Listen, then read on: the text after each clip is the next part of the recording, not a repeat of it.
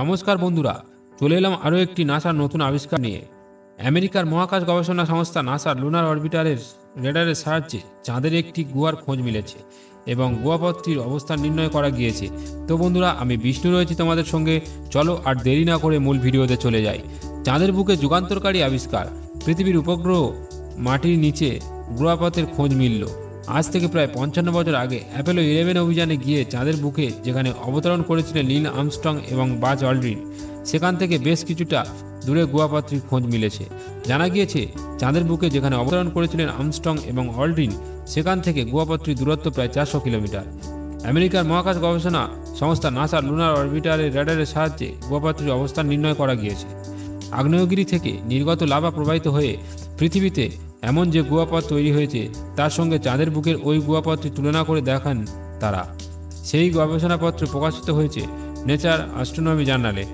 NASA জানিয়েছেন, 55 বছর আগে চন্দ্রপৃষ্ঠ যেখানে অবতরণ করেন আর্মস্ট্রং, সেই মেরা ট্রাঙ্গুলেটিসের একটি গহ্বর থেকে পৌঁছানো সম্ভব ওই গুহাপথটিতে। গুহাপথটি 45 মিটার চওড়া এবং 80 মিটার লম্বা, আয়তনে প্রায় 14টি টেনিস কোর্টের সমান। চাঁদের মাটির 150 মিটার নিচে অবস্থিত গুহাপথটি 1 দশক থেকে চন্দ্রপৃষ্ঠের একাধিক গহ্বর আবিষ্কৃত হয়। তবে এই গুহাপথটির আবিষ্কারে শোরগোল পড়ে গিয়েছে সর্বত্র, কারণ চন্দ্র অভিযানের ক্ষেত্রে আগামী দিনে এই গুহাপথটি নভোচারীদের আশ্রয়স্থল হিসাবে বিবেচিত হতে পারে।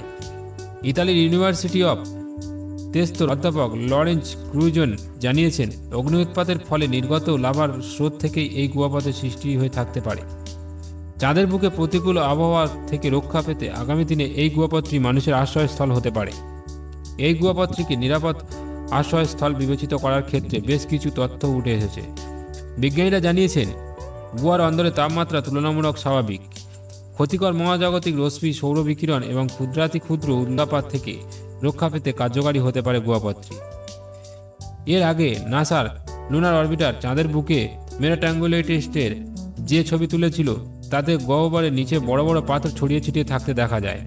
গহ্বরের নিচের অংশে কোনো গুহাপথের সঙ্গে সংযুক্ত কিনা বোঝা যায়নি সেই সময়।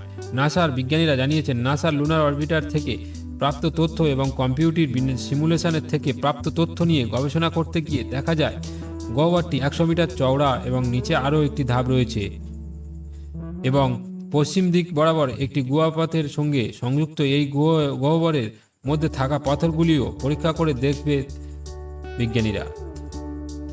চাঁদের সৃষ্টি এবং অগ্নি উৎপাতের ইতিহাস বোঝার জন্য তা জরুরি বলে মত তাদের। এই গহ্বরের মধ্যে জলীয় বরফের খোঁজ মিলতে পারে বলেও আশাবাদী বিজ্ঞানীদের একাংশ।